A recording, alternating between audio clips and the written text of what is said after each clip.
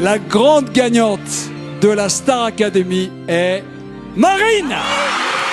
Et Bonnie, le diamant brut de la saison comme l'a appelé Nikos, vous lui avez donné 35% des voix. Je peux pas y croire. Je sais le fond du problème et vous savez le fond du problème et tout le monde connaît le fond du problème. C'est une pluie de réactions au lendemain de la finale de la Star Academy, remportée par Marine avec 65% des voix. Sur X, les hashtags Star Academy, Bonnie et Marine ont généré des milliers de tweets.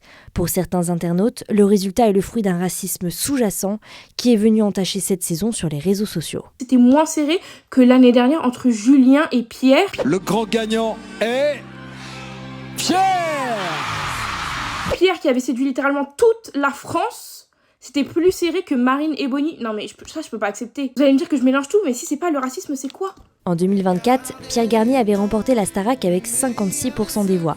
Et cette année, le duel était aussi annoncé très serré au regard du niveau exceptionnel des candidates et du changement des règles du vote quelques jours avant la finale.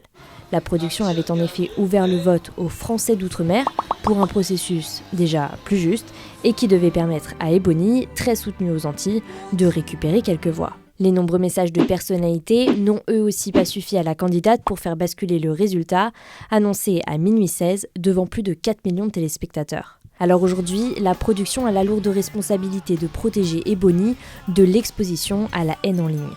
J'ai tellement peur pour elle, le retour à la réalité, à retrouver son téléphone, les réseaux. Honnêtement, l'engouement qu'il y a eu autour de la Starac, du point de vue racisme, politique, tout ça, c'était un enfer cette année. Endemol, qui produit la Starac, a porté plainte juste avant la finale contre les propos racistes en ligne à l'encontre d'Ebony et de Franck, demi-finalistes. Le même jour, SOS Racisme avait également saisi la justice.